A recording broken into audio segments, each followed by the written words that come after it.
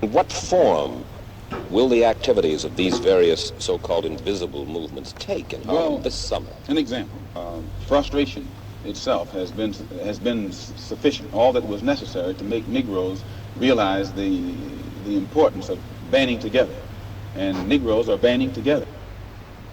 Coming up today on the Conversation Live, I'm going to have a critical and possibly uncomfortable conversation. Joining me today, I'm going to sit down with our Mayor, Mary Terry Tornek. It's a two-part interview, one with Mr. Tornek as well as Councilmember Gordo.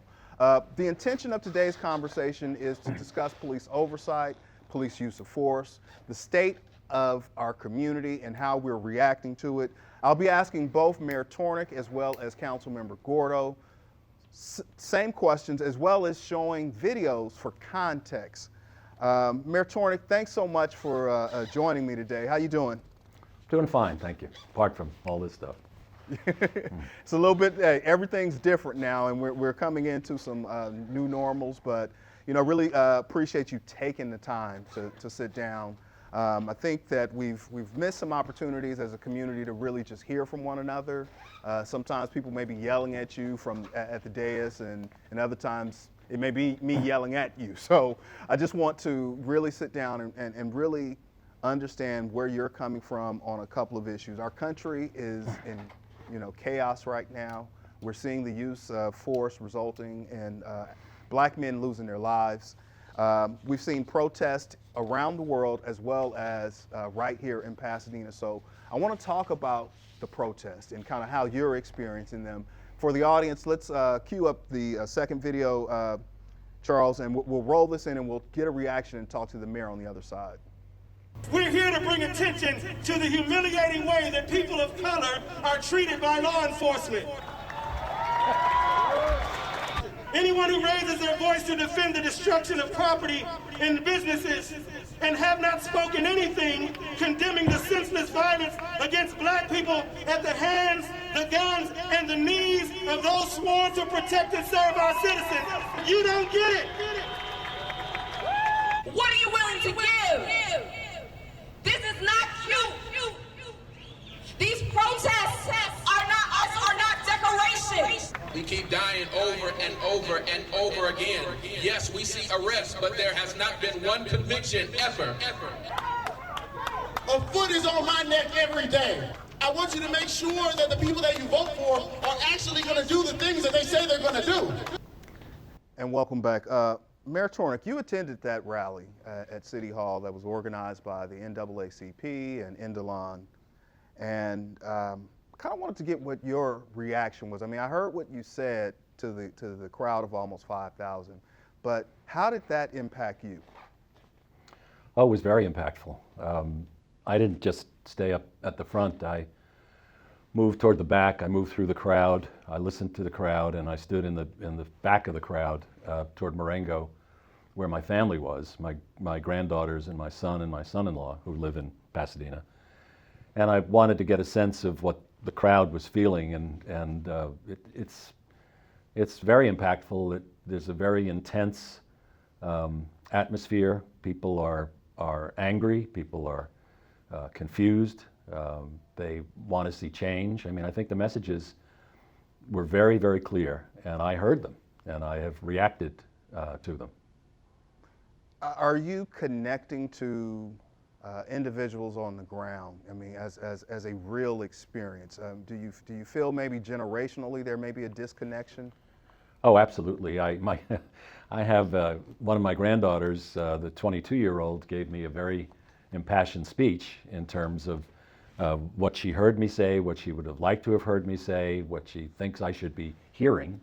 And so, apart from the family connection, I've been talking to a wide range of people throughout this crisis, and I think I have an emerging sense in my own mind, of what I think we have to do and what we can do and what we should do. That's why I made a commitment made a motion and made a commitment at the Public Safety Committee to bring a structure for police oversight to the City Council for a vote within 60 days. Yeah. Well, we'll certainly talk about that, but like I said, I think people want to find some level of connection point with their leadership in the city. And I mean, that afternoon, that evening, I mean, you called it a parade, and I don't think that landed well with many in the community, because many in the community weren't seeing the caravan as a parade. Was that Okay, just a miss? I think this is the kind of thing that I find very objectionable. People pounce. They don't think about the context. They don't hear about anything else you say. They identify a single word and they make an outsized issue of it. I called it a parade because there were certain aspects of it as we drove down from First AME to down to City Hall. The people lining the streets, the cheering, the thumbs up, had very similar aspects. I mean, I'm in a lot of parades. I'm in the Black History Parade. I'm in the Tournament of Roses Parade. So people are attributing some significance to that word, and you're feeding that. I don't think it's fair. I didn't know it was officially called a caravan, so if I misspoke, I'm sorry, but the intent was not to trivialize it. There was nothing trivial about it, and I think my behavior at the event and after demonstrates that I wasn't trying to trivialize it or suggest that it was a festive thing. Mm-hmm. I mean, I'm asking the question because I was in the audience, so I'm not aiming to conjure up anyone else's experience other than my own, and it landed. I just what else did you hear me say, James? Apart from the parade comment, what else that landed with you or mislanded with you? Did you hear anything else I said? You spoke about silence and you spoke about seeing signs. I don't believe that you spoke specifically to the reason why we were there that afternoon, and so that's what I think people were looking to connect with. It quite honestly turned. I think that the reason I was there is because I wanted to be supportive and recognize. Really, I was there to welcome people to their house, to City Hall, to let them know that I was glad that they were taking the time and making the effort to come. I wasn't there to sort of engage specifically on the internal politics or what the objectives of some of the organizers were. I was there as the mayor to welcome them, and then I was asked what I thought would be the major theme that would make a difference, and I spoke about education because I wasn't so much speaking about the short-term issue. Everyone else there was better qualified, frankly, to speak on that than I was. I was trying to step back and take a longer-term view and say, what are the things that could make a difference societally in terms of I knew there'd be plenty of people talking about police violence and the need to address that, and I felt I was not in the best position to do that. I felt that I was better positioned to speak as the mayor of the city and the longer-term impact of what we were doing and what we should really strive for in terms of making a long-term difference in the outcomes that we were experiencing. You mentioned your granddaughter. What did she say to you? What did she? I don't know if she calls you granddad. How did she? Well, she calls me Papa. Papa. How did she say that what you should have heard or what you should have said? She felt I should have spoken more directly to the events in Minneapolis and the specifics of that issue, because she felt that by not addressing it directly that I wasn't necessarily addressing the things that most of the people in the moment who were feeling grief were feeling, and she felt I didn't address that adequately, and she's undoubtedly right. Yeah, and that's the only point, and that's why I brought up the earlier part of what landed, or as Maya Angelou says, people might not necessarily remember what you say, but they'll remember how you feel. And so in that moment, it just felt disconnected. It's not an indictment that you don't care. I'm not suggesting that at all. But it just, in the moment, it didn't necessarily land a certain way. So as we progress forward, why now? Like, why is there an appetite for either some sort of civilian oversight? Are you just kind of coming into the awareness of what the experience is for Black men specifically in terms of the relationships with police? No, when John Kennedy and others raised the civilian oversight in the past, I was supportive of the idea. The problem that I had was that none of the models that we saw, it seemed to me, really worked very well. I mean, I tend to be a big practitioner of making government work well. I don't like to overpromise. I don't like to just tell people what they want to hear. I want to make sure that if I advocate for something, that it's something that is really going to deliver on what their expectations are. Because sometimes if you just go through the motions and try to deliver something, but there's no substance to it, you've made things worse, not better. And when we went through the process in 2016, the long study, the analysis that we've just republished for people to look at, and I read that analysis, it seemed to me that in terms of the way these oversight models were working in a whole variety of places, and there were probably 30 of them reviewed in the report, that a lot of them were really failing on a variety of levels. And I wasn't sure, frankly, that there was really a true benefit in this. And Well, so I mean, I definitely, like I said, Mayor, I promise I'm going to give you ample time to address exactly where you are on civilian oversight and some of the other things.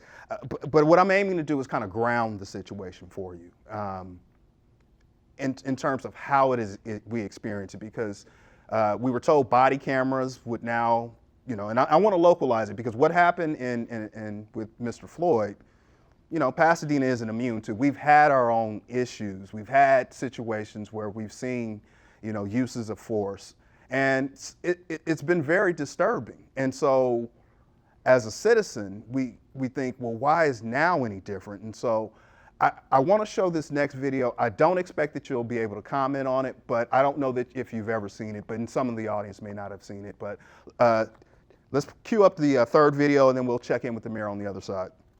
Dad, why are cops coming, kids? Every night, I wake up at 3 in the morning with the same nightmare. I can't sleep at night. I get anxiety whenever I see a police car. On November 9th, 2017, Pasadena police officers Larry Esparza and Zachary Lujan battered Christopher Ballou, punching him, striking him with a baton, and smashing his head on the pavement, in an incident that allegedly began as a minor traffic stop for tinted windows. Despite the substantial use of force, all charges against Ballou were dropped. Better stop back like a dummy, dude. What? Yeah, Woodbury, Fur Oaks. Give me your hand. All right, give me your hand right now. You want to act like a dummy, dude? Point at me, bro. Help me understand, why you ended up in a fight with 2 of my cops. So I'm in a fight with illegal prostitute, cost us all the way. Well, there's video, right? Yeah, that's what I'm going to say. Okay.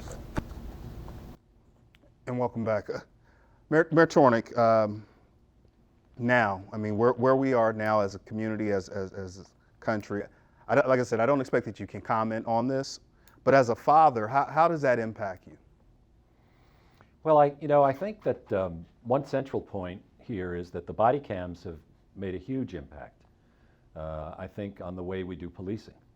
And I think that the very fact that you're able to show that footage illustrates the fact that what might not have been captured, or was sometimes captured by a bystander and sometimes not, is now captured all the time.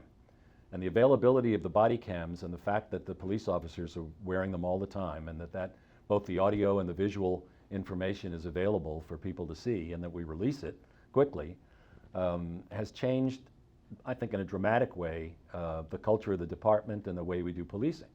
So while I think, when you say how I react as a father, I mean how I react as a human being is that, seeing violence of any kind is always frightening and horrifying, and if you think it's unjustified, that makes it even worse, and when it's done by people in authority, makes it worse still. This is being litigated now, so I can't really comment on it. And I know you can't, but I will say is that I think that we have come a very long way in terms of how we do policing in Pasadena, even since I've been involved. And I think, but even beyond that, I mean, it's been going on for a long time. It's been getting progressively better. And the use of force metrics and the number of punches and kicks, I mean, we measure these things and we get reports on a monthly basis. So there's tremendous consciousness of this issue. Does that mean that we've conquered it and we're in perfect position? Obviously not. But I think it's really important for people to know that the ethics of the department, the way that people are recruited and hired, the way that they're trained, the way that the body cam footage is used for training whenever there's a use of force incident, all of that puts us light years ahead, I think, of a lot of other departments around the country.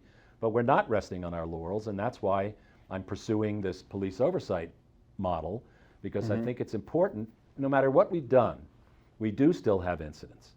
And I think it's what we need to achieve that we haven't achieved is a feeling of confidence in all sectors of the community, particularly in Northwest Pasadena, that we're really doing the job that we should be doing to protect everybody's rights. Well, and confidence is really key, because in this, just for clarification, I know we can't go into it, but one of the officers did not cut on his body camera. So there's always this certain level of mistrust in when black men are having to interact and deal with the police. And so do you think, is it racism? Is it systemic? What are the issues? Because we hear different words thrown around in terms of how certain communities are policed.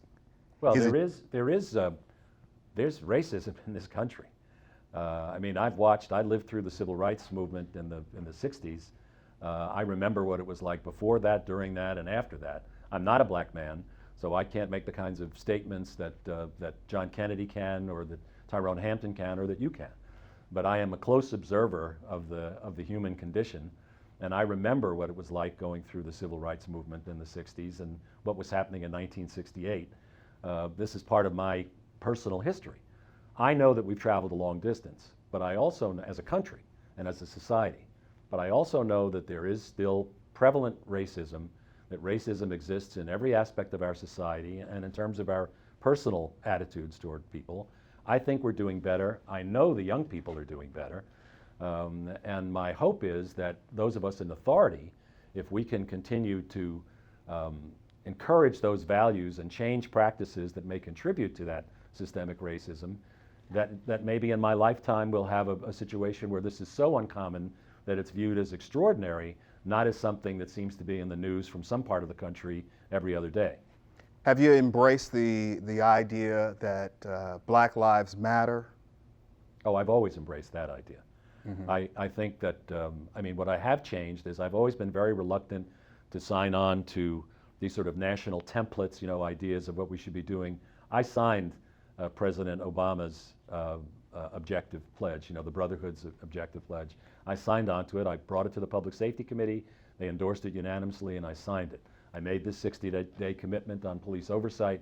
I think part of what you need to understand is, and I'm sure you do understand, there is no condition where there's a use of force when it's caught on a body cam, even if the police officers are really doing their best to de-escalate. If there finally is conflict with someone, if there's a fight, it looks bad. It is bad. And I've been involved. I've been in the Army. I've been involved in fistfights. I know what that looks like and feels like. And so there's nothing pretty about it. So ideally, and I think that's what people are beginning to focus on, if we can intervene earlier in the whole cycle, and it doesn't ever get to the point where you wind up with a fistfight between police officers and people, that's the victory. Once it gets to the point where there's actually a conflict, a physical conflict between people, it's not going to be pretty and it's not going to turn out well. So I think one of the really great aspects of this whole discussion that's happening now is it's not just about the operating techniques and de-escalation and the body cams and less than lethal weapons, and all that stuff. Those are operational matters which are very important and, really central to making sure that people don't get killed. But the real focus here and where we can make the greatest advances is if we can really intervene and do things programmatically as a society, and in our case as a city, where it never gets to the point of a confrontation between a cop and a civilian on a street corner. Let's get ready to queue up this next question, Mayor, and let's talk about the police oversight. And I know you've been wanting to talk about where you stand on that. But in February 16th at our mayoral candidates forum, we asked you questions about police oversight. So I want to call that question back. I'll be asking Councilman Gordo the same two questions, and I want to see where you are now. So can we roll in that question, please? Pasadena's police department has encountered recent challenges, including litigation, settlements, and rough patches in community police relations. Would civilian oversight of the police be a good idea? If so, and you played a role in implementing an approach, what would it look like? If not, why? Here's your chance to tell us what oversight looks like, Mayor.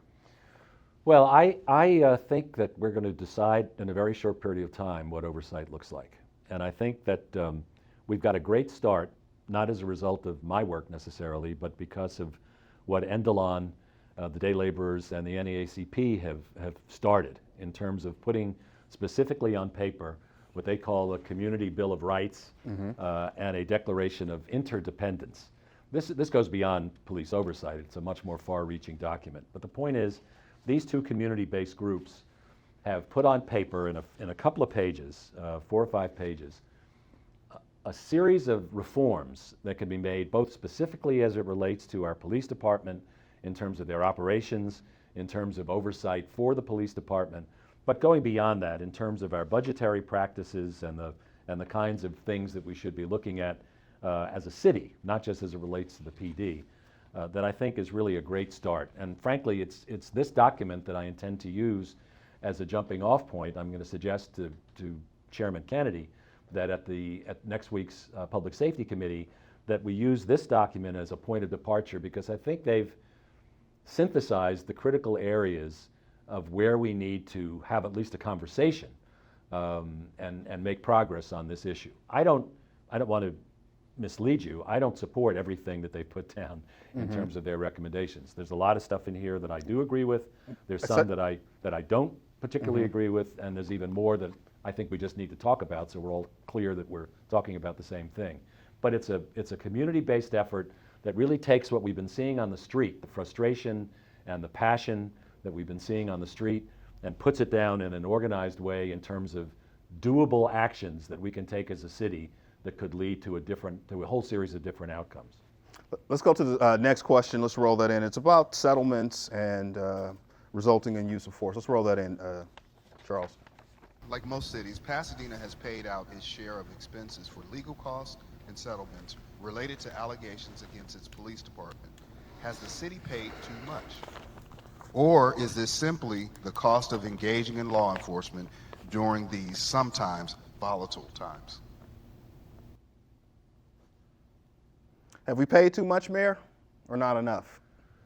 Paid too much in terms of settlements? I couldn't really understand the audio. Absolutely. But I think, James, to be fair, you're the guy that talks about context.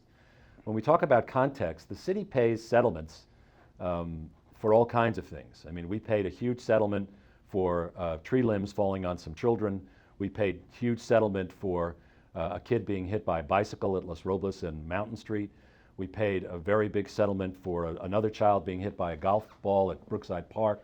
I mean, cities are targets in terms of settlements. Using big dollar amounts in settlements as it relates just to the police department is not the sort of proof that things are not going right, because cities, when they go to jury trials, always get hammered. So we pay settlements instead of paying even more money for a sympathetic jury, potentially, because people don't view cities as actually representing people. The city is just a sort of a disassociated deep pocket that pays money. So I'm not, look, it always hurts me when I see people's money having to go for settlements for a lot of these things. Sometimes we deserve to pay them because we've done the wrong thing and people get hurt and they or their heirs or their families deserve to get paid. Sometimes the amounts are a little misleading because of the nature of what's happening in the judicial process. So obviously I think that the less money we're paying out in settlements, the happier I would be. But the critical issue is not even get to the point of having to make a settlement, because if we can avoid the violence to begin with, then it won't even be an issue. So and thank you for sharing that. I really want to explain to people the process of our city charter, because in order for civilian oversight, kind of going back to that, it will require 5 members of the council to vote for it. Under the current structure where the council is the supervisor of the city manager, and the council only hires city manager, city clerk, and city attorney. Do you think that that structure should be changed, and our heads of public safety should report directly to the council as opposed to the authority that's given to the city manager? Right now, I don't think so, but that's one of the subjects that will be up for discussion. I think when you talk about the city charter and who reports to whom and who has what authority, in doing some research on this subject, because I've been working at this, and as you know, I'm a pretty thorough person. I mean, one of the things I've discovered is that we have existing entities that are set up within the purview of the city charter, so it wouldn't take a long period of time to create or start anew, or having to go back to the voters to approve a change to the charter. We have a couple of review boards a use of force board, a disciplinary board. These are existing organizations that were in play years ago that have now fallen into disuse. And I'm wondering if one or more, a combination of those boards could be put into use again to begin to provide the kind of civilian oversight that I think people are crying for. So that's part of what this examination is going to be about at the Public Safety Committee and ultimately with the City Council. Most people assume that when something happens with the police that you see the video footage right away, you and the entire council, right? And that's just not true, right? It's not true. Okay. And so when we look at the leadership, if the police chief reports directly to the city manager, does the city manager have that much authority to not intervene or not intervene on an issue? Well, the city manager's authority is limited as well. In California, the police officers have extraordinary protections because they have to do an extraordinary job. I think one of the outcomes that will happen as a result of this kind of scrutiny that we're doing here today, the public demands in the street and what we're going to be having in these meetings, I think not only will you see changes at the Pasadena level, but I think there'll be changes at the state level as well. AB 392, which is the use of force bill that passed last year and went into effect in January, is the first instance of that, where there was such public pressure to begin to try to reform the way police business is conducted in California, that it passed. And I am pretty confident that there'll be legislation introduced and passed in Sacramento that will also change some of the relationships between trying to find the right balance between protecting police officers' privacy for good reason, but also at the same time giving the public the kind of transparency that they're demanding. Last question before we get out of here, Mayor. Are you pleased with the city manager's performance? Because Councilmember Hampton in the last public safety meeting went in a whole different direction. But are you pleased with the city manager? Well, I don't conduct city employee reviews in this kind of a format. We have a structure every year. We have a specific review process. The whole council gets to weigh in. I think with the city manager, that's in August, and the whole council will have an opportunity to evaluate the manager's performance. I will say that quite apart from this not being an official review, that I'm very satisfied with the city manager. I think he's done an extraordinary job, and I think he's really shown his ability to operate under pressure with the combination of this COVID pandemic, plus this civil unrest and the human rights demands that are being made now. I think having that combination of challenges, he's really shown his stuff. So yes, I am pleased with the performance of the city manager. Thank you so much, Mayor. We're hard on time, and they're waving at me. We got to go. This has been always a pleasure to sit down and talk with you, even under these circumstances. We wish you the best of luck and success as you move forward, and just know that you got a whole city that's counting on you. Again, thank you, Mayor Tornek, for your time. Thank you very much. Till we have another opportunity to speak with you, as always, Agape.